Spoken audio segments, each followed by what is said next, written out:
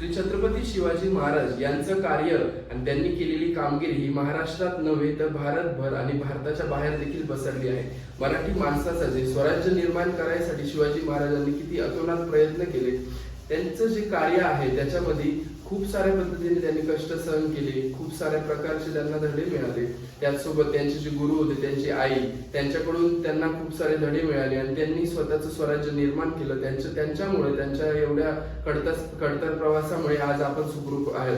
तर छत्रपती शिवाजी महाराजांचे कार्य असे अनेक होते. त्यात काही कार्यांपैकी त्यांनी केलेल्या काही कामगिरींपैकी एक कामगिरी आज आपण बघणार आहे.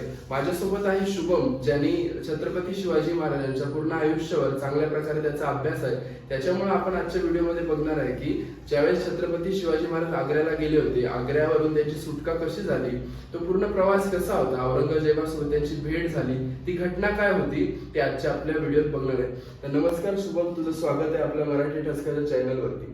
सगळ्यात आधी आपण बघू की छत्रपती शिवाजी महाराज आपल्या मराठी मुलांसाठी किंवा मराठीच नाही तर दुसऱ्या देशातल्या, दुसऱ्या राज्यातल्या मुलांसाठी छत्रपती शिवाजी महाराज एक आदर्श व्यक्ती आणि आपल्या पूर्ण आयुष्यामध्ये त्यांनी काही जे धडे दिले ते कसे आपण आत्मसात करू शकतो, त्यांच्याकडून आपल्याला काय शिकायच्या गोष्टी आहेत ते आपण शुभमकडून जाणून घेणार आहे. महाराज आपल्या सर्वांसाठी एक जर म्हटलं तर सर्वस्व आहे आपल्यासाठी. समर्थ रामदासांनी महाराजांसाठी एक छान ओळ अशी लिहिलेली आहे, या भूमंडळाचे काही धर्मरक्षाईचा नाही, महाराष्ट्र धर्म राहिला काही तुम्हा कारण. ही जर ओळ जर नीट काळजीपूर्वक जर वाचली तर या ओळीमध्ये पूर्ण शिवचरित्राचा सार आहे. आणि जी तुम्ही आता आपण ज्या टॉपिक वर बोलणार आहे, आग्र्याहून महाराजांची सुटका झाली, त्या घटनेनंतर एक असा कवी घडला आणि त्या कवीने पण महाराजांविषयी इतकं छान लिहिलेलं आहे, काशी की कला जाती मथुरा में मस्जिद बनती, अगर शिवाजी न होते तर सबकी सुन्नत होती. म्हणजे जर छत्रपती शिवाजी महाराज जन्माला आलेच नसते तर आज तुम्ही आम्ही हिंदू म्हणून राहिलो नसतो. छत्रपती शिवाजी महाराज म्हणजे या संपूर्ण भारताला एक पडलेलं सुवर्ण स्वप्न आहे. भगवान कृष्णाने जे सांगितलेलं होतं की ज्या ज्या वेळेस अधर्म वाढेल त्या वेळेस मी धर्माची स्थापना करण्यासाठी या पृथ्वीवर मी पुन्हा जन्म घेईन. तर भगवान कृष्णांचा अवतारच म्हणा छत्रपती शिवाजी महाराज. आणि जसं बघितलं तर ज्यावेळेस परकीयांचं आक्रमण झालं, ज्यावेळेस यवनांचं भारतावर आक्रमण झालं, म्हणजे ज्ञानेश्वर माऊलींनी समाधी घेतल्यानंतर खिलजीचं आक्रमण झालं. आणि खिलजीच्या आक्रमणानंतर मग बहामनी, आदिलशाह, निजामशाह आणि मुघल अशा परकीयांच्या सत्ता येत राहिल्या. आणि आपली जी मूळ माणसं होती, मराठा असतील, राजपूत असतील, इतर जी आपली मूळ माणसं होती, ही या लोकांसाठी लढत होती, आपापसात भांडत होती आणि स्वतः गुलाम बनून राहिलेली होती. यांना आपल्या स्वतःच्या अस्तित्वाची कोणतीही जाणीव नव्हती. आणि 350 किंवा 400 वर्ष गुलामी सोसल्यानंतर एका स्वातंत्र्य भास्कराचा जन्म होतो, म्हणजे छत्रपती शिवाजी महाराजांचा जन्म होतो. आणि त्यानंतर खरी स्वातंत्र्याची जी व्याख्या आहे ती चालू होते. आणि भारताला स्वातंत्र्य मिळवण्यासाठी जो महाराजांनी संघर्ष केलेला आहे तो एक म्हणजे असं म्हणा की ती एक आपली प्रेरणा आहे. आणि महाराजांना ते जे बाळकडं दिलं त्या आऊसाहेब जिजाऊ आणि महाराज साहेब शहाजी महाराज. तर भारतासाठी, भारतातल्या प्रत्येक माणसासाठी, महाराष्ट्रातल्या प्रत्येक माणसासाठी आणि आज जगामध्ये पण छत्रपती शिवाजी महाराजांचं मॅनेजमेंट असेल, त्यांचे युद्ध कौशल्य असेल आणि त्यांची रणनीती यावर धडे दिले जातात. तर छत्रपती शिवाजी महाराज आपल्या सर्वांसाठी एक दैवत आहेच आहे, पण एक सर्वस्व आहे. आणि आपला श्वास म्हणजे छत्रपती शिवाजी महाराज. आता आपला टॉपिक नेमका होता छत्रपती शिवाजी महाराजांच्या आग्र्यावरून एक झालेली सुटका. पण मला एक मध्येच प्रश्न आठवला की गनिमी कावा काय होता. मी भरपूर वेळेस ऐकलं होतं की छत्रपती शिवाजी महाराज युद्धाच्या वेळेस किंवा त्यांचं जे राज्य चालवायचं होतं तर त्यांचं गनिमी कावा वापर करायचे, त्या पद्धतीचा नेमकी ती पद्धत काय होती? गनिमी कावा याला ब्रह्मास्त्र म्हटलं जातं. हे मराठ्यांचं ब्रह्मास्त्र आहे. बरोबर. कमीत कमी वेळेत कमीत कमी सैन्यानिशी जास्तीत जास्त सैन्याचा पराभव करणे, शत्रूच्या सैन्याचा पराभव करणे म्हणजे गनिमी कावा. आपला महाराष्ट्र जर बघितला तर हा डोंगरदऱ्यांनी परिपूर्ण आहे. आपल्या महाराष्ट्रामध्ये सह्याद्रीची मोठी पर्वतरांग आहे.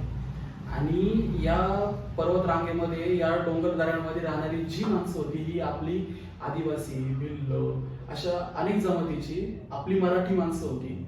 महाराजांनी त्यांना एकत्रित गोळा केलं. आता या डोंगरदऱ्यांमध्ये राहणाऱ्या जे माणसं होती त्यांना एक युद्ध कला अवगत झालेली होती. शिकारीसाठी ते त्याचा वापर करायचे. आणि उत्तरेत जर बघितलं तर तुम्हाला इतकी पर्वतरांग दिसत नाही, मैदान दिसतात आणि तिकडं मैदानी जंग खेळला जायचा, म्हणजे मैदानी युद्ध जास्त व्हायचे. पण महाराष्ट्रामध्ये डोंगरदऱ्यांमध्ये आता या डोंगरदऱ्यांचा वापर महाराजांनी करून घेतला. कसा की डोंगरदऱ्यांमध्ये लपून आणि मग शत्रूवर हल्ला करायचा.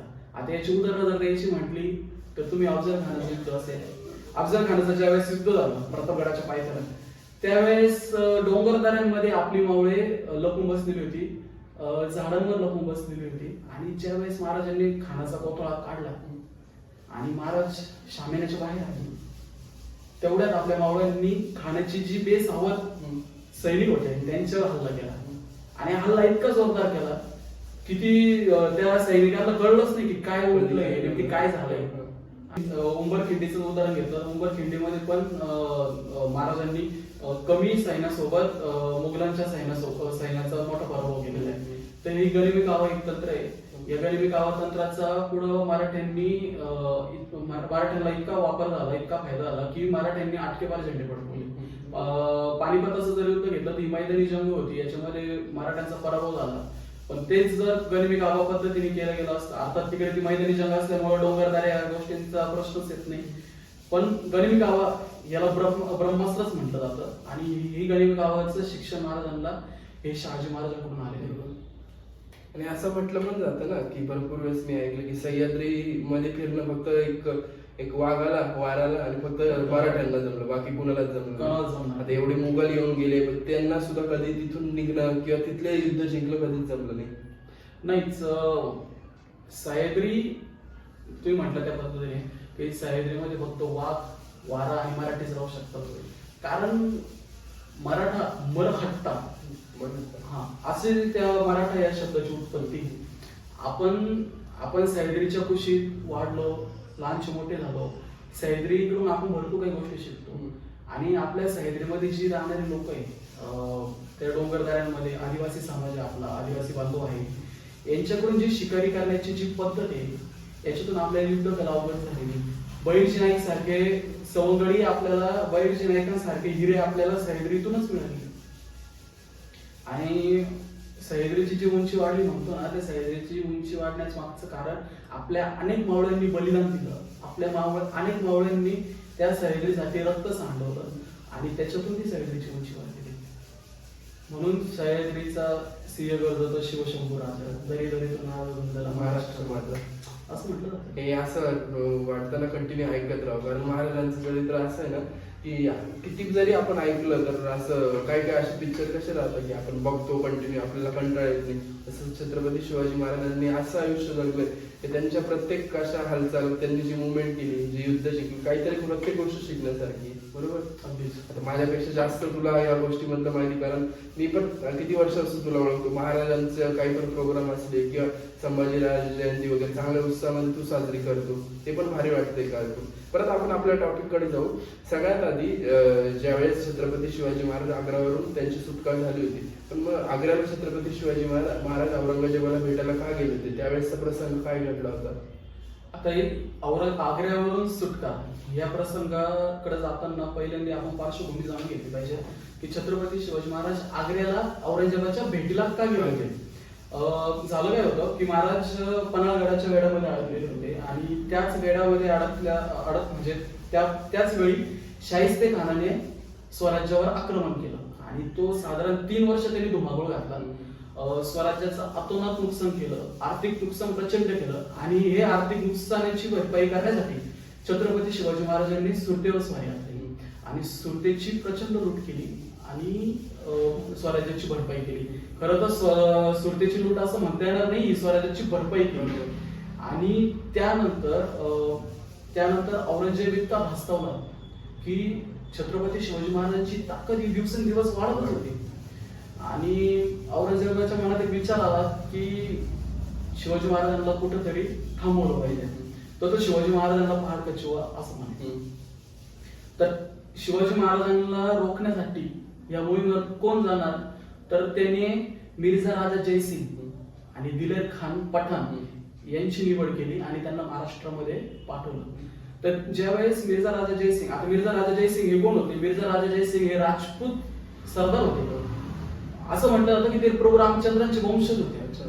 म्हणजे हिंदूच होते ते. हिंदूच होते, पण गुलामगिरी इतकी डोक्यामध्ये गेलेली होती की हिंदू हे अस्तित्वच विसरून जातात.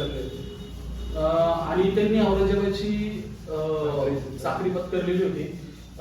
ज्यावेळेस वारसा हक्काची वेळ आली, वारसा हक्कासाठी ज्यावेळेस युद्ध झालं औरंगजेबाचं त्याच्याच भावांसोबत, वडिलांसोबत, त्यावेळेस मिर्झा राजा जयसिंगाने औरंगजेबाला मदत केलेली होती. आणि मिर्झा राजा जयसिंग सामान्य माणूस नव्हता, प्रचंड हुशार, चतुर आणि युद्ध पारंगत असलेला व्यक्ती होता. आणि दिलेर खान पठाणही तसाच होता. तर या दोघांची निवड महाराजांना थांबवण्यासाठी औरंगजेबाने केली. त्या दोघांना महाराष्ट्रात पाठवलं.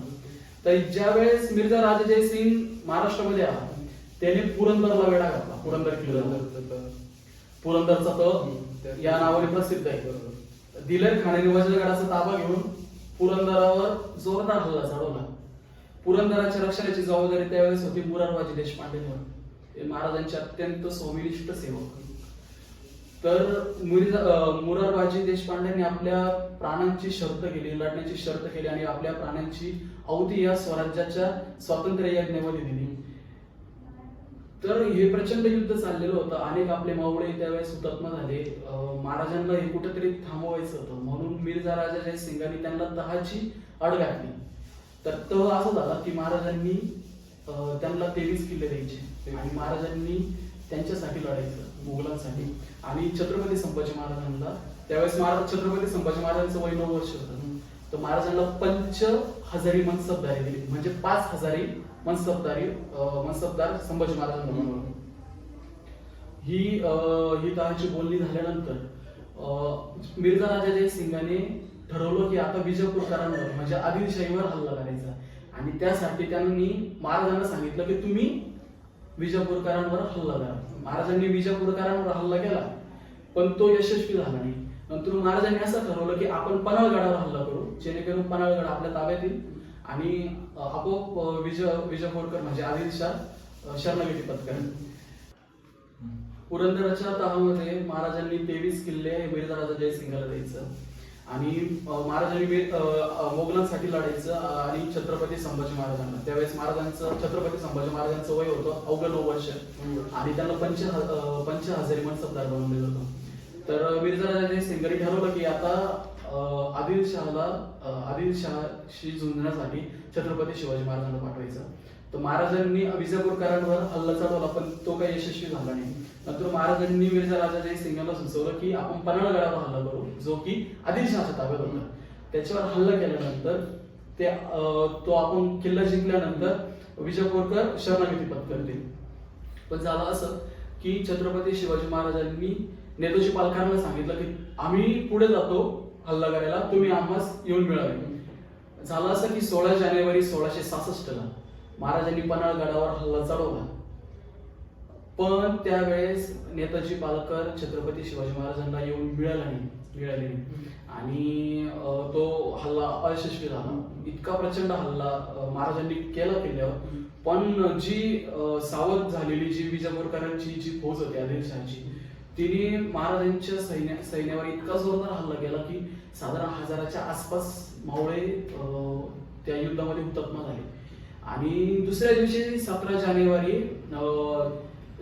त्या हल्ल्यानंतर महाराज विशाळगडावर गेले. दुसऱ्या दिवशी 17 जानेवारी 1666 नेताजी पालकर जे स्वराज्याचे सरनौबत होते ते विशाळगडावर शिवाजी महाराजांना जाऊन भेटले. त्यावेळेस महाराज प्रचंड त्यांच्या रावले. महाराजांनी त्यांस सवाल विचारला की समयास कैसे पावला नाही, म्हणजे तुम्ही वेळेवर का आले नाही. आणि त्यानंतर मग महाराज राजगड गेले. या प्रसंगानंतर जो मिर्झा राजा जयसिंगांसोबत जो पठाण आलेला होता दिलेर खान, त्याच्या मनामध्ये शंका निर्माण झाली की प्रत्येक आपला हल्ला पोहोचतोय. म्हणजे विजापूरवर ज्यावेळेस आपण युद्ध म्हणजे हल्ला केला तिथेही आपल्याला हारच मानावं लागली. पन्हाळगडावर हल्ला केला तिथेही हारच मानावं लागली. शिवाजी महाराज आदिलशहाला तर मिळाले नाही अशी एक शंका त्याच्या मनामध्ये निर्माण झाली आणि त्यांनी ती मिर्झा राजा जयसिंगांच्या कानावर घातली. मिर्झा राजा जयसिंगांच्या मनामध्ये पण ती शंका आली. मग त्यांनी ठरवलं की छत्रपती शिवाजी महाराजांना उत्तरेत औरंगजेबाच्या भेटीसाठी पाठवायचं. आणि त्यांनी औरंगजेबाला पत्र लिहिलं आणि औरंगजेबाला पत्र लिहून सांगितलं की आम्ही शिवाजी महाराजांना उत्तरेत पाठवतोय तुमची भेट घेण्यासाठी. तर त्या निमित्ताने छत्रपती शिवाजी महाराज उत्तरेतच अडकतील आणि आम्ही इकडचा प्रदेश काबीज करून घेऊ. खरं तर औरंगजेबाची पण इच्छा नव्हती की छत्रपती शिवाजी महाराजांनी आग्र्याला यावं आणि शिवाजी महाराजांची पण इच्छा नव्हती की त्यांनी आग्र्याला जावं. त्याचं कारण असं की हाच जो औरंगजेब आहे यांनी सिंहासनासाठी त्या मोरतख्तसाठी त्याने त्याच्या भावांची हत्या केलेली होती. त्याने त्याच्या बापाला म्हणजे त्याच्या वडिलांना त्यांनी कैद केलेली होती. तर छत्रपती शिवाजी महाराजांना माहित होतं की मी तिकडे गेल्यानंतर हा सगळा फटका करणारच. तर मग महाराजांनी नाही म्हणून सांगितलेलं होतं. पण मिर्झा राजा जयसिंगाने खूप विनंती केल्यानंतर महाराजांनी ते मान्य केलं आणि महाराज आग्र्याला जायला तयार झाले. तर महाराजांनी सोबत छत्रपती संभाजी महाराजांना पण सोबत घेतलेलं होतं. तर औरंगाबाद मार्गे म्हणजे आता छत्रपती संभाजी महाराज त्या मार्गे महाराज आग्र्याला गेले. 11 मे 1666 ला महाराज आग्र्यामध्ये पोहोचले. खरं तर मोगलांची राजधानी ही दिल्ली होती. पण औरंगजेब दिल्लीवरून आग्र्याला का आला त्याचं कारण असं 22 जानेवारी 1666 ला शहाजहान मृत्युमुखी पावला आणि त्यानंतर आग्र्याच्या किल्ल्यात औरंगजेब आला आणि त्याने तिथंच त्याचा 50वा वाढदिवस साजरा करायचा असं त्याने ठरवलं. महाराज साधारण 11 मे 1666 च्या वेळी तिथे म्हणजे त्या दिवशी आग्र्यामध्ये पोहोचले. महाराजांचा प्रवास हा औरंगाबाद मार्गे गेला. औरंगाबाद मध्ये असताना म्हणजे आपण शिवचरित्र ज्यावेळेस वाचतो त्यावेळेस बाबासाहेब पुरंदरांनी अत्यंत छान वर्णन केलेलं आहे की औरंगाबाद म्हणजे आत्ताचं छत्रपती संभाजीनगर. तिथून महाराज जात असताना अनेक लोक महाराजांना बघण्यासाठी उपस्थित होते. त्यांनी प्रचंड गर्दी केलेली होती. त्यांच्या मनामध्ये काय भावना असेल की तो प्रदेश महाराजांच्या ताब्यात नव्हता.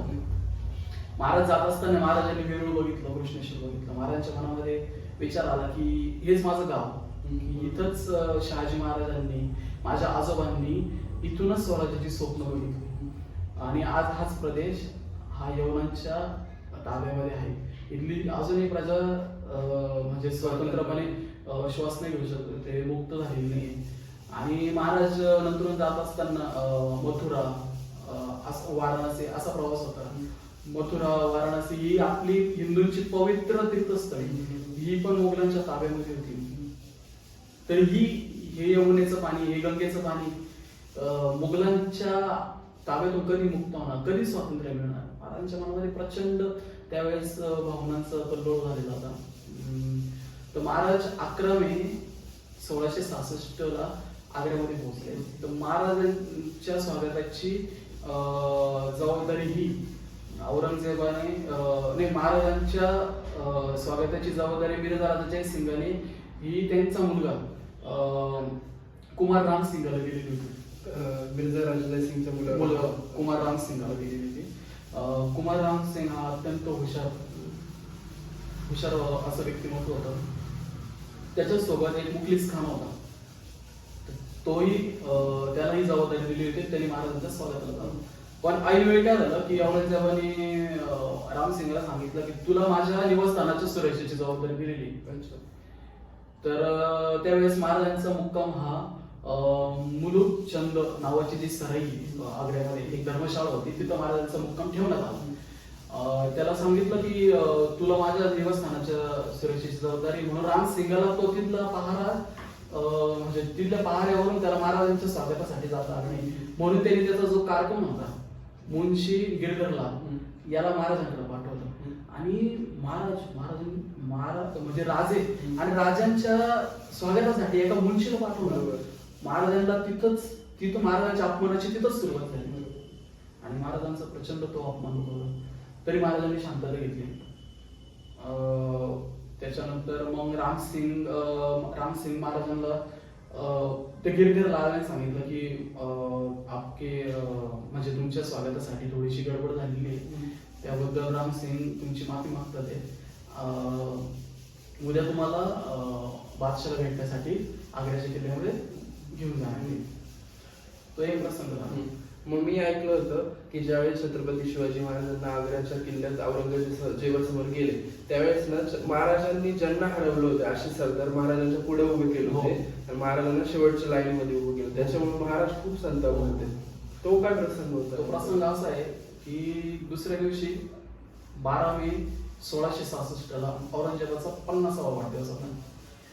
औरंगजेबाचे 3 दरबार भरायचे. एक होता दिवाणी खास, एक होता दिवाणी आम आणि एक होता गुशलखाना. आता दिवाणी खास म्हणजे काय? खास व्यक्तींसाठी त्या महालामध्ये त्या दरबारामध्ये तो दरबार भरवला जायचा आणि दिवाणी आम मध्ये सामान्य व्यक्तींसाठी दरबार भरवला जायचा. तर रामसिंग हा औरंगजेबाच्या निवासस्थानाच्या पहाऱ्यावर होता. तर औरंगजेबाची इच्छा होती की शिवाजी महाराजांना थोडस उशिरा दरबारामध्ये बोलवावं जेणेकरून शिवाजी महाराज मला कुलीर साथ करताना म्हणजे मुजरा करताना दरबार बघेल. म्हणजे त्याचं एक मनामध्ये होतच की महाराजांचा अपमान करण्याचं त्याच्या मनामध्येच होतं. तर त्यांनी रामसिंगाला थोडस महाराजांना घ्यायला उशिरा पाठवलं. म्हणजे सांगितलं तू थोडा उशिरा जा की मग दरबारामध्ये लवकर यावं यासाठी रामसिंगाने काय केलं त्याचा जो कारकून होता मुन्शी गिरधरला त्याला परत पाठवलं. तो घेऊन महाराजांना आग्र्याच्या दरबाराकडे यायला निघाला. पण झालं काही 2 रस्ते होते. एका रस्त्याने महाराज आणि तो गिरधरलाल निघाला आणि दुसऱ्या रस्त्याने थोडा उशिराने रामसिंग महाराजांना घ्यायला निघाला. तर वाटेमध्ये दोघांची भेट झाली आणि त्याच्यानंतर खूप उशीर झाला त्या प्रसंगानंतर की पहिला दिवाणी खास दरबार संपला, दुसरा दिवाणी आम पण संपला आणि भर दुपार लागली आणि कुशलखान्यामध्ये औरंगजेब गेला आणि तिथे त्यांनी त्याचा त्या दरबाराला सुरुवात केली. खरं तर इतिहासामध्ये अनेक संदर्भ येतात. काहींचं म्हणणं असं आहे की महाराजांची भेटी दिवाणी खास मध्ये झाली, काहींचं म्हणणं असं आहे की दिवाणी आम मध्ये झाली आणि काहींचं म्हणणं असं आहे की घोषलखान्यामध्ये झाली. तर घोषलखान्यामध्ये महाराज औरंगजेबाला ते दरबारात भेटायला गेले. तर ज्यावेळेस महाराज गेले तर दरबाराचा एक रिवाज होता की किती मोठा सरदार जरी असला तरी तो दरबारामध्ये उभा राहायचा आणि फक्त बसलेला असायचा तो बादशाह आणि बादशाहशी बोलताना तोंडात रुमाल धरून बोलता मी ऐकलं. हा आणि मान खाली घालूनच बोलावं. छत्रपती अर्थात छत्रपती शिवाजी महाराज एक स्वाभिमानाचे ज्वलंत उदाहरण आहे. महाराजांनी कधी कोणास मान झुकवली नाही. पण म्हणतात ना की वाघाला जर झेप घ्यायची असेल तर तो 2 पावलं मागे घालतो आणि त्यानंतर तो जोरात झेप घेतो. तर त्याकरता महाराजांनी तिथे थोडीशी माघार घेतली. महाराज दरबारामध्ये गेले. त्यांच्यासोबत बालशंभराजे पण होते. रामसिंगाने औरंगजेबाला जाऊन सांगितलं की महाराज दख्खनचे शिवाजी राजे आहे.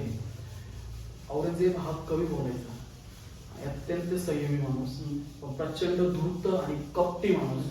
बोलायचं कमी, डोक्यामध्ये प्रचंड विचार करायचा आणि त्याला महाराजांचा अपमान करायचा त्याच्या मनामध्येच होतं. महाराजांनी औरंगजेबाला 3 वेळा कुलीर साथ केला आणि त्या कुलीर साथ म्हणजे मुजरा केला. कुलीर साथ हा मोगली किंवा उर्दू शब्द आहे. महाराजांनी 3 वेळेस मुजरा केला आणि त्यानंतर औरंगजेबाने त्याच्या शेजारी जो एक सरदार होता अकील खान त्याच्या कानात सांगितलं आणि त्या पद्धतीने अकील खानाने महाराजांना तिसऱ्या क्रमांकाच्या रांगेत जी कमी दर्जाच्या लोकांची रांग जी होती म्हणजे 5000 मनसबदारी लोकांची जी रांग होती त्या रांगेमध्ये महाराजांना उभं केलं. आणि महाराजांना उभं केल्यानंतर महाराज ज्याच्या मागे उभे होते म्हणजे महाराजांच्या समोर जो उभा होता तो होता जयवंत सिंग राठोड की जो की सिंहगडाच्या पायथ्याला जे युद्ध झालं होतं महाराजांचं त्याच्यामध्ये महाराजांच्या सैन्याने त्याला इतका प्रचंड मार दिला होता तो पाठीला पाय लावून पळाला होता. महाराजांना पाठ दाखवून तो पळाला होता आणि त्याच्या पाठीमागं महाराजांना उभं केलं. हा प्रचंड मोठा अपमान होता. तरीही महाराज शांत उभे राहिले. त्यानंतर औरंगजेबाने जी त्याच्या सरदारांना जी मानाची वस्त्रे दिली त्याला खिल्लक म्हणतात. जाफर खान, जसवंत सिंग राठोड आशांना मानाची वस्त्र दिली गेली आणि महाराजांना मुद्दामून म्हणजे दिले नाही. आणि महाराजांचा प्रचंड अपमान झाला की मी एवढ्या लांबून आलोय, मी माझे 23 किल्ले मोगलांना दिले, मी इतका लांबून औरंगजेबाच्या भेटीसाठी इथं आलेलो आहे आणि पहिल्या दिवसापासून माझी सोय कुठे गेली तर धर्मशाळेमध्ये गेली. माझ्या स्वागतासाठी एक साधा कारभार पाठवला. आणि रामसिंग हा पण जो होता ना, हा काय खूप मोठा म्हणजे दरबारातला सरदार नव्हता. त्याला पण 3-4 हजाराची मनसबदारी होती. रामसिंग नंतर माझ्या भेटीस आला. माझ्या भेटीसाठी इतके साधे सरदार, माझं पदोपदी केलेला अपमान आणि भरदरबारामध्ये जाणीवपूर्वक केलेला माझा अपमान, छत्रपती शिवाजी महाराजांचा अपमान म्हणजे उभ्या महाराष्ट्राचा अपमान होता. आणि महाराजांचं संतापाची परिसीमा केली आणि महाराजांचा प्रचंड उद्रेक झाला आणि महाराजांनी मोठ्याने आवाज दिला रामसिंग. आणि पुढ्या भर दरबारामध्ये, ज्या दरबारामध्ये औरंगजेबाशी बोलताना तोंडाला रुमाल लावून बोलायचं असतं, त्या दरबारामध्ये महाराजांनी इतकी मोठी सिंहगर्जना केली, इतकी मोठी शिवगर्जना केली. रामसिंग उभा कापत महाराजांजवळ आला. तो बोलला, राजाजी क्या हुआ, भैसा क्या हुआ. महाराज म्हणाले, माझ्या समोर कोण उभा आहे. त्यांनी सांगितलं की राजाजी हे महाराजा जसवंत सिंग राठोड आहे. महाराज म्हणाले, जसवंत सिंग राठोड जो सिंहगडाच्या युद्धामध्ये आमच्या मावळ्यांनी ज्याला मारलं, ज्याची दानादान उडवली आणि जो पाठीला पाय लावून पळाला, त्याच्या मागे आम्हाला उभं केलं. आणि ही कोणती रांगी. रामसिंगाने सांगितलं की 50,000 मनसबदारांची रांगी. महाराज म्हणाले, 50,000 मनसबदार, आमचे शंभूराजे 50,000 मनसबदार आहे, आमचे नेताजी पालकर 50,000 मनसबदार आहे, आम्ही तर राजे आणि तुम्ही आम्हाला या रांगेमध्ये उभं केलं. तर औरंगजेबाला आवाज त्याच्या तख्तापर्यंत पोहोचला. औरंगजेबाने तिकडून आवाज दिला की रामसिंग तिकडे बादशाह क्या होता. रामसिंगाला कळना काय सांगावं बादशाला, उभा कापत होता. त्याने सांगितलं बादशाला की शिवाजी महाराजांना बादशाही दरबाराचा रिवाज माहित नाही, त्यामुळे थोडीशी ते गडबडले. मग औरंगजेबाने सांगितलं की उनको किल्लत दो. महाराजांनी पण खूप मोठी नजरेने बादशाला पेश केले होते आणि त्यानंतर मग औरंगजेबाने खिल्लत दिली महाराजांना. खिल्लत म्हणजे मानाची वस्त्रे असायची आणि मानाची शस्त्र असायची, जसं की तलवार. तिथे खिल्लत रामसिंग घेऊन महाराजांकडे गेला. तर महाराजांचा प्रचंड उद्रेक झाला. तर त्या दरबारामध्ये महाराजांनी ते किल्लत उधळून लावलं. महाराजांनी सांगितलं, एक वेळेस मोज पत्करू पण अपमान पत्करणार नाही. आम्ही तुमच्या हुजुरांची चाकरी चाहत नाही, आम्हाला तुमच्या हुजुरांची चाकरी नको. वाटलं तर तुम्ही आमची गर्दन मारा, आम्हाला मोज द्या, पण आम्ही अपमान सहन करणार नाही. आणि महाराजांचं त्याच्यामध्ये प्रचंड संतापलेले होते. आणि महाराज संभाजी महाराजांच्या हाताला धरून, बाळासिंगराजांना हाताशी धरून औरंगजेबाला पाठ दाखवून महाराजांनी दरबार सोडलं. ज्या दरबारामध्ये बादशाला पाठ दाखवणं म्हणजे सर्वात मोठा गुन्हा समजला जायचा. महाराजांनी बादशाला पाठ दाखवून बाळशिंगराजांना हाताशी धरून आणि दरबार सोडलं. त्यानंतर बऱ्याच इतिहासामध्ये असा उल्लेख आलेला आहे की महाराज इतके संतापलेले होते की महाराजांना नंतर भोवळ आली होती. आणि मग महाराज तो दरबार सोडून परत त्यांची मुलुकचंदाची जी सराई होती, त्यांचा मुक्काम होता, त्या मुक्कामाला जाऊन पोहोचले. आणि एक अशी घटना घडली की महाराष्ट्राचा सिंहज दिल्लीच्या दरबारात जाऊन मोठी गर्जना करून आलेला होता. आणि या घटनेनंतर प्रचंड म्हणजे दरबारामध्ये इतकी शांतता पसरली. आणि खरं तर निमित्त होतं बादशाच्या 50व्या वाढदिवसाचं, त्यासाठीच लोक जमलेली होती. पण प्रत्येक माणसाला छत्रपती शिवाजी महाराजांना बघायचं होतं. कारण ज्या छत्रपती शिवाजी महाराजांनी अफजल खानाला मारलेले आहे, ज्या छत्रपती शिवाजी महाराजांनी शाहिस्तेखानाची बोटं तोडली आणि ज्या छत्रपती शिवाजी महाराजांनी सुरतेवर स्वारी केलेली, असा शिवाजी राजा तिथल्या मोगली सरदारांना बघण्याची इच्छा होती. नवे औरंगजेबाला सुद्धा ती बघण्याची इच्छा होती. त्याच्या मनामध्ये महाराजांविषयी प्रचंड द्वेष आणि त्याच्यामुळे त्यांनी जाणीवपूर्वक महाराजांचा अपमान केला. आणि त्या अपमानानंतर छत्रपती शिवाजी महाराजांनी जी शिवगर्जना केली, जी शिवगर्जना केली, पूर्ण दरबार त्याच्याने गाजला होता. छत्रपती शिवाजी महाराज बोलतेच असे, आज पण त्यांचं नाव ऐकलं किंवा आपण म्हटलं जरी कुठलं काम करतोय कुठं जरी चाललोय छत्रपती शिवाजी महाराज की जय, आता एवढा कॉन्फिडन्स येतो ना, असं वाटतं की आपण लकी म्हणजे भाग्यवंत आहे की आपण महाराष्ट्रात जन्मलो आणि असे राजे आपल्याला थांबले, अशा धर्तीवरती आपला जन्म झालाय. तर आपण आपला टॉपिक पुढे सुरू करू. तर ज्यावेळेस छत्रपती शिवाजी महाराजांचा अपमान झाला औरंगजेबाच्या दरबारात, त्यानंतर ते निघून गेले त्यांच्या निवासस्थानी जिथे ते थांबले होते. त्यानंतर छत्रपती शिवाजी महाराजांना कैद केलं होतं, असं मी पण वाचलेलं आहे, शिवचरित्र वाचलंय किंवा अनेक पुस्तक वाचलंय. तर त्यावेळेस काय प्रसंग झाला तर नेमकं महाराजांना कैद केलं आणि त्यानंतर महाराजांनी काहीतरी आजारी झाले असं दाखवलं. नंतर मग ते त्यांना उपहार द्यायचे म्हणून ब्राह्मणांना किंवा संन्यासी लोकांना त्या पेटाऱ्यातून महाराष्ट्रातून निघाले सुखरूप किल्ल्यावर पोहोचले. ती काय गोष्ट होती ती नेमकी अशी थोडीशी एक्सप्लेन करून सांगा तुम्ही. खरं तर या प्रसंगानंतर औरंगजेब आतून भयंकर तापला होता की मी एवढा मोठा बादशाह आणि महाराजांनी माझाही अपमान केला. तर पण तो बोलत नव्हता, जास्त बोलायचा नाही. त्याच्या आजूबाजूची जी सरदार मंडळी होती, त्याचा एक वजीर होता जाफर खान आणि त्याची बहीण होती जहारा बेगम,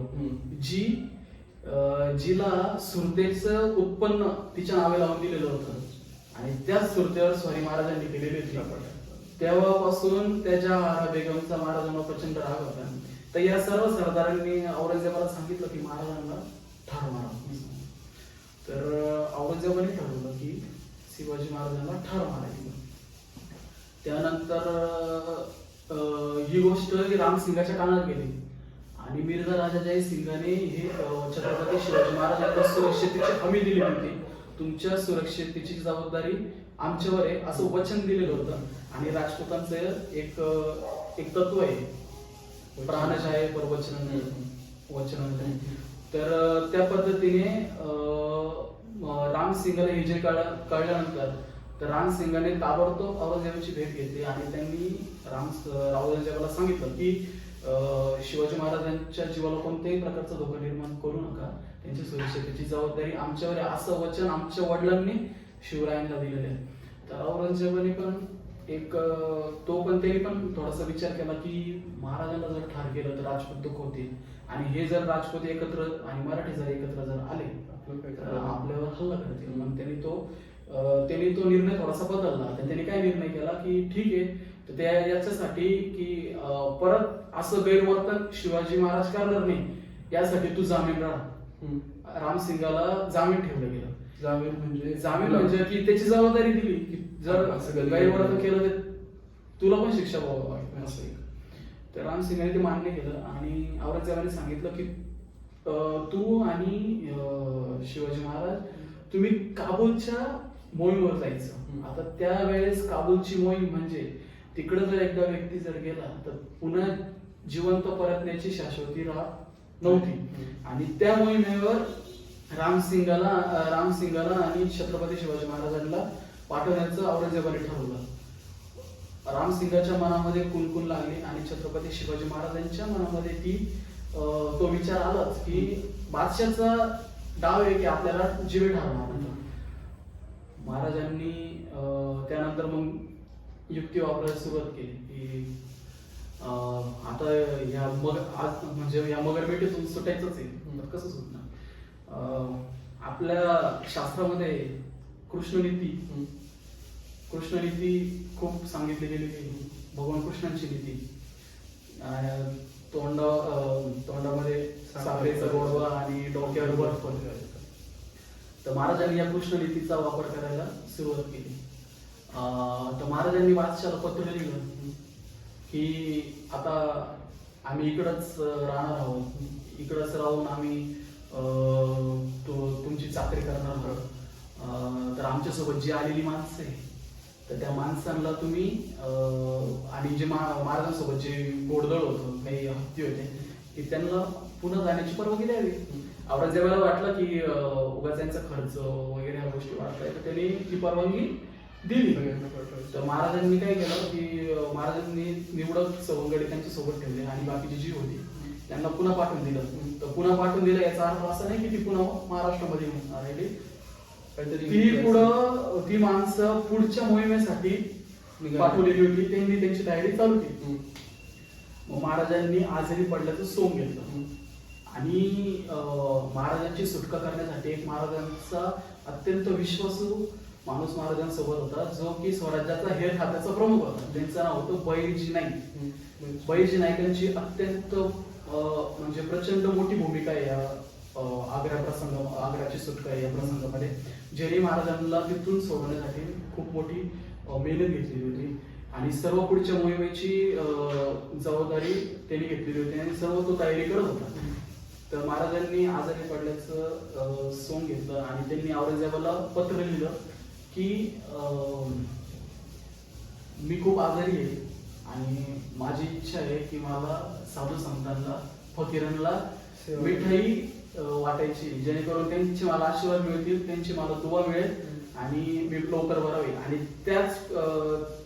त्याच वेळी म्हणजे त्याच पिरियडमध्ये श्रावण महिना आलेला होता आणि कृष्ण जन्माष्टमीचा उत्सव त्या भागामध्ये चालू झालेला होता, कारण मथुरा तिथून जवळच होती. आणि त्याच प्रसंगी मला त्या निमित्ताने आमचं हे म्हणजे एक पारंपरिक महत्व केलंय आणि त्या निमित्ताने आम्हाला मिठाई वाटायची असं त्यांनी पत्र औरंगजेबाला देऊन पाठवलं. औरंगजेबाने पण त्याला मान्यता दिली आणि औरंगजेबाच्या मनामध्ये एक चालू झाला की विचार, जरी त्याचा एक डाव बसलेला होता की महाराजांना काबूलच्या म्हणजे लढाईला महाराज काही गेलेले नाही, त्याचा जो डाव बसला त्याने ठरवलेलं होतं. तिथंच एक आग्र्यामध्ये फिदाई हुसेन या सरदाराच्या इमारतीचं काम चालू होतं आणि त्याच इमारतीमध्ये महाराजांना ठार मारायचं असं औरंगजेबाने एकदम मनोमन ठरवलेलं होतं आणि त्यानुसार त्याने ती सुरुवात केली. तर त्या घडलेल्या प्रसंगानंतर महाराजांना कैद झाली, तर महाराजांच्या पहाड्यावर फौलाद खान सिद्दी याची नियुक्ती केलेली होती. हा प्रचंड क्रूर असा माणूस होता, याला कोणत्याही प्रकारची दयामाया या गोष्टी नव्हत्या, कोणत्याच मुघलांना दयामाया ही गोष्ट नव्हती. तर फौलाद खानाची नियुक्ती त्या महाराजांच्या तळावर केलेली होती. तर महाराजांच्या सुरक्षेसाठी रामसिंगांनी पण त्याचे सैनिक काही त्या तळावर दिलेले होते. तर मग पेटारे भरभरून जायला लागले आणि त्या पेटाऱ्यांमधून मिठाई जायला लागली. महाराज एका पलंगावर महाराज पडलेले होते आणि महाराज प्रत्येक पेटाऱ्याला हात लावून ते पेटारे पुढे जायचे. तर असे पेटारे दिवसभरामध्ये असे 8-9 दिवस ते पेटारे झाले आणि मोगलांचे सैनिक जे भाषण होते ते प्रत्येक पेटारा उघडून बघायचे. आता ते एखादी गोष्ट सारखी कंटिन्युअसली होती आणि तुम्हाला सवय होऊन जाते की ही गोष्ट बरोबर आहे बरोबर आहे बरोबर आहे, तुम्ही ती त्याचे चेक पॉइंट्स तुम्ही कमी करता आणि नंतर त्या एका ठराविक वेळानंतर तुम्हाला त्या गोष्टीचा कंटाळा लागतो. मनुष्य स्वभाव आहे आणि महाराजांनी याच गोष्टीचा फायदा घेतला. महाराजांनी ठरवलं की आता याच पेटाऱ्यामधून आपली सुटका होऊन द्यायची, या पेटाऱ्यातून पळून जायचं. 17 ऑगस्ट 1666 ला महाराज असं म्हटलं जातं की अनेक इतिहासामध्ये अनेक दाखले येतात. काहींचं म्हणणं असं आहे की महाराज हे पेटाऱ्यामध्ये बसून तिथून निसटले. काहींचं म्हणणं असं आहे की महाराज पेटारे वाहून नेणारे जी भोई होती त्यांचा वेश परिधान करून महाराज निघाले. तर महाराज ज्यावेळेस निघाले महाराज एका पेटाऱ्यामध्ये महाराज बसले, एका पेटाऱ्यामध्ये बालशंभूराजे बसले आणि महाराजांचा जो पलंग होता त्याच्यावर महाराजांचे एक सेवक होते, महाराजांचे एक सरदार होते हिरोजी फर्जन, हे त्या महाराजांच्या त्या पलंगावर झोपले आणि त्यानंतर महाराज पेटाऱ्यामध्ये बसून निघाले. पण निघाले असताना बाबासाहेब पुरंदरेंनी खूप छान वर्णन केलेलं आहे की ज्यावेळेस त्या महालाच्या बाहेर महाराजांचा पेटारा निघाला आणि त्याच वेळेस फौलाद खानाने आवाज दिला त्या सैनिकांना रुको आणि तो स्वतः पेटाऱ्या उघडून बघायला लागला. विचार करा, त्यावेळेस जर महाराज पकडले गेले असते, बाल शिवराजे जर पकडले गेले असते, तरी आज हे महाराष्ट्राचं भविष्य, महाराष्ट्राचं म्हणजे आपण कुठं असतो तर महाराजांच्या मनामध्ये आणि महाराज जे मावळे होते त्यांच्या मनामध्ये खूप असं धसका बसला आणि त्यांनी 2 पेटारे उघडून बघितले त्याला कळलं की पुढच्या पेटाऱ्यांमध्ये मिठाई राहिली, मागच्या पेटाऱ्यांमध्ये मिठाईच असणार. त्यांनी मागचे पेटारे काही उघडले नाही आणि महाराज सही सलामत तिथून सुटले आणि आग्रापासून 6 मैलावर जाऊन ते पेटारे थांबले आणि तिथून महाराजांनी साधूंचा वेश परिधान केला, नागपंथी साधूंचा वेश परिधान केला आणि महाराज तिथून निसटले. तर महाराजांच्या रूपाने स्वातंत्र्यच औरंगजेबाच्या मगरमिठीतून निसटलं. कारण जर महाराज जर निसटले नसते तर उभ्या हिंदुस्थानाला, आपल्या भारताला कधीही स्वातंत्र्य मिळू शकलं नसतं. आणि महाराज खऱ्या अर्थाने त्यावेळेस बाबासाहेब पुरंदरे खूप छान वर्णन करतात. खऱ्या अर्थाने त्यावेळेस नाथांचा रांजण भरभर व्हावं लागला. खऱ्या अर्थाने भवानी मातेने त्यावेळेस तिचे दार उघडले आणि महाराजांच्या रूपाने तिथून भारताचं स्वातंत्र्य निसटलं. आणि महाराज तिथून मग आग्र्यापासून 6 मैलावर पेटार येऊन थांबले. तिथं महाराजांनी नागपंथी साधूंचा वेश धारण केला आणि महाराज तिथून पुन्हा स्वराज्याकडे यायला निघाले. तर सोबत बालशंभूराजे होते. तर बालशंभूराजांना एवढा लांबचा प्रवास आणि घेऊन जाणं खूप धोकादायक होतं. म्हणून महाराजांनी ठरवलं की शंभूराजांना मथुरेतच ठेवायचं. तर मथुरेमध्ये मोरोपंत पिंगळेची जी मेहुणी होती, मोरोपंत पिंगळे हे स्वराज्याचे पेशवे, त्यांची जी मेहुणी होती विश्वासराव, त्यांच्याकडं बालशंभूराजांना ठेवलं. आणि वाटेतच त्यांनी एक अफवा पसरवली की बालशंभूराजे काळ झाले म्हणजे वारले, असं एक अफवा पसरवली. औरंगजेबाला ज्यावेळेस कळलं महाराज त्याच्या हातावर तुरी घेऊन महाराज निसटले, असा प्रचंड संताप आला. पोलाद खानाला तर कळेनाच महाराज कसं काय पळाले. कारण महाराजांविषयी ना त्या काळामध्ये एक खूप अफवा पसरवल्या गेलेल्या की महाराज जादूटोणा करायचे, महाराज अचानक अदृश्य व्हायचे, महाराज 14 ते 15 लांब हात उडी मारायचे. आणि पोलाद खानाला तेच वाटलं की इसने कोई तो जादूटोणा किया है आणि हा अचानक गायब झालाय. त्याला तर कळलंच नाही. त्याने तो ज्या वेळेस औरंगजेबासमोर गेला तर औरंगजेबाचा प्रचंड संतापाचा उल्लेख झाला आणि त्याने सर्वांना हुकूम केले की शिवाजी राजाला शोधून आणा. तर सर्वजण शिवाजी महाराजांच्या शोधासाठी होते. पण महाराजांनी जो वेश परिधान केलेला होता, अनेक ठिकाणी महाराजांची शत्रूंसोबत म्हणजे अनेक ठिकाणी शत्रू मिळाले, झुंजही झाली. कारण महाराजांनी वेश जो परिधान केला त्याच्यामुळे कोणी ओळखू शकले. महाराजांचं अनेक ठिकाणी महाराजांनी पायी प्रवास केलेला, प्रचंड पायी प्रवास केलेला आहे. आणि तारीख अशी निश्चित नाहीये. साधारण काहींचं म्हणणं असं आहे सप्टेंबर, काहींचं म्हणणं असं आहे नोव्हेंबर, 1666 नोव्हेंबर किंवा 1666 सप्टेंबर यावेळेस महाराज राजगडी दाखल झाले. म्हणजे आपल्याला आपलं स्वातंत्र्य राजगड, आपल्या भारताचं, आपल्या उभ्या हिंदुस्थानाचं स्वातंत्र्य त्या दिवशी राजगडी आलं.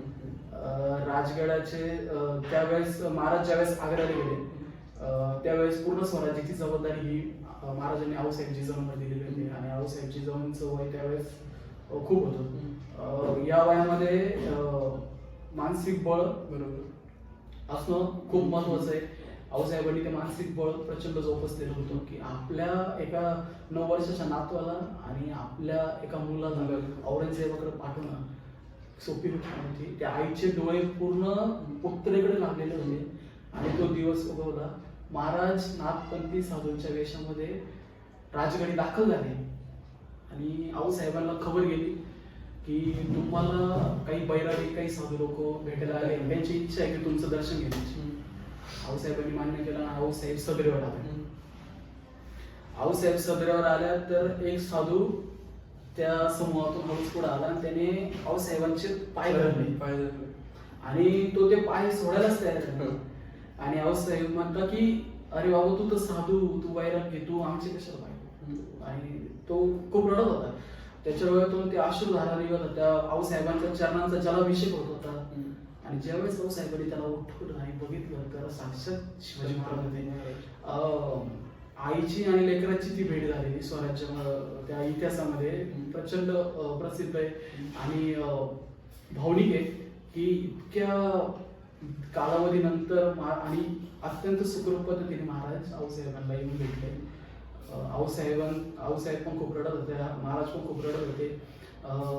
एक तो भावनिक प्रसंग आहे, म्हणजे आपण त्याचं वर्णन नाही करू शकत की जसं कृष्ण कंसाच्या तुरुंगातून निसटला, त्याला घेऊन त्याचे वडील मथुरेला गेले, त्याच पद्धतीने जो आग्र्याचा जो कंस होता औरंगजेब, त्याच्या मगरमिठीतून आजगाराच्या बेळातून महाराष्ट्रातून सुखरूपपणे निसटलेले होते.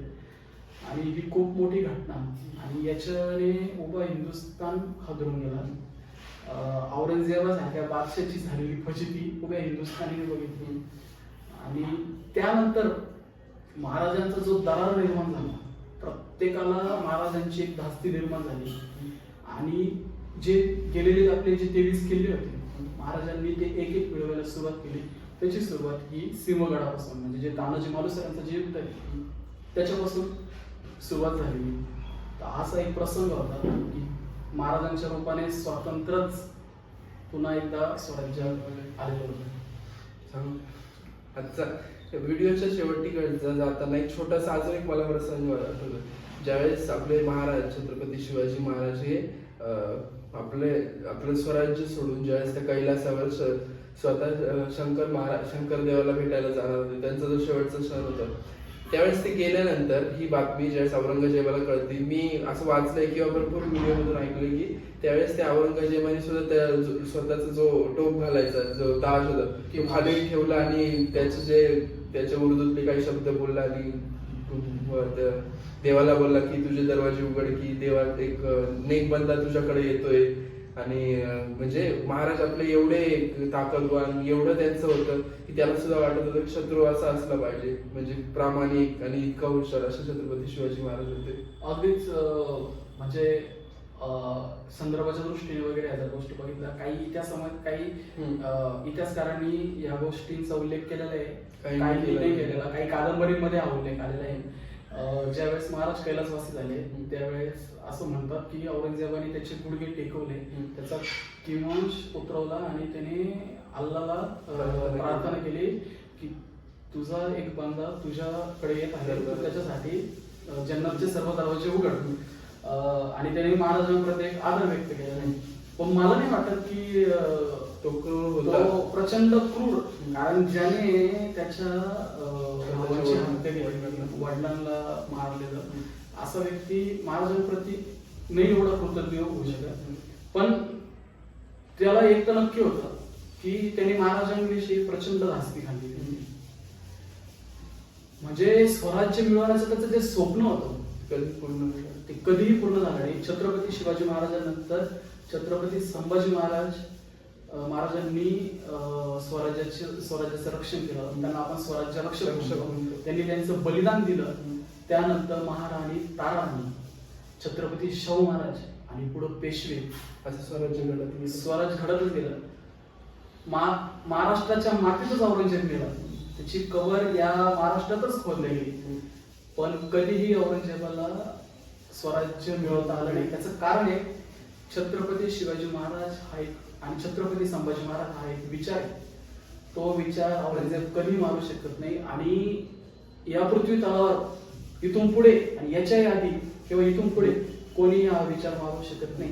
आता आपण सध्या जे बघतोय महाराष्ट्रामध्ये ज्या गोष्टी चालू आहे राजकारणाच्या किंवा इतर गोष्टी, आत्ताच घ्या छत्रपती संभाजी नगर या नामांतरासाठी अनेक दुष्ट लोकांनी विरोध केला नाही, पण औरंगाबाद हे नाव महाराष्ट्रामध्ये का ठेवावं, औरंगजेबाचं उदात्तीकरण का करावं, आणि औरंगजेबाचं उदात्ती करणारी लोक ही राष्ट्रद्रोहीच.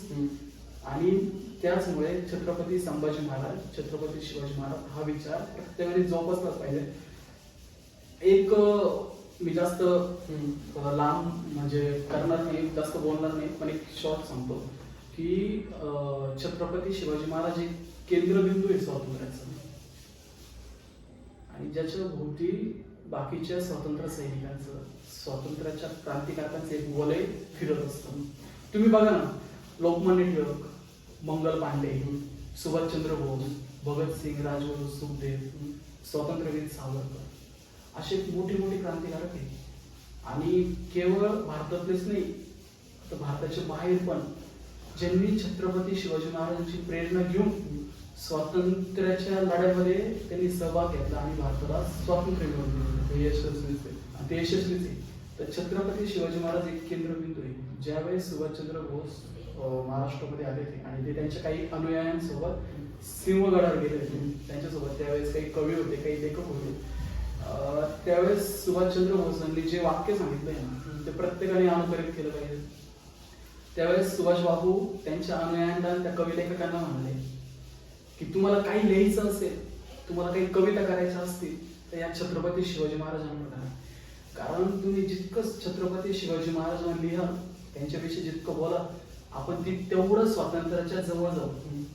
कारण स्वातंत्र्य म्हणजे शिवाजी महाराज आणि शिवाजी महाराज म्हणजे स्वातंत्र्य, समानार्थी आहे, एक समीकरण आहे. तर छत्रपती शिवाजी महाराज आणि छत्रपती संभाजी महाराज हा विचार प्रत्येकाने जोपासला पाहिजे. आणि आपण आता ही लाईफ जगतोय, म्हणजे आपलं डेली रुटीन आहे, सगळे जॉब करतात, कोणी बिझनेस करतात, पण आत्ताच्या आपल्या लाईफ मध्ये छत्रपती शिवाजी महाराजांचे आचार विचार आपण जर मनात ठेवले, तसं वागलो, तशी रिस्पेक्ट दिली लोकांना, किंवा ती जी वागणूक होती ती जर जोपासली, तर आपण सुद्धा जे करतो त्यात नक्की आपण यशस्वी होऊ शकतो.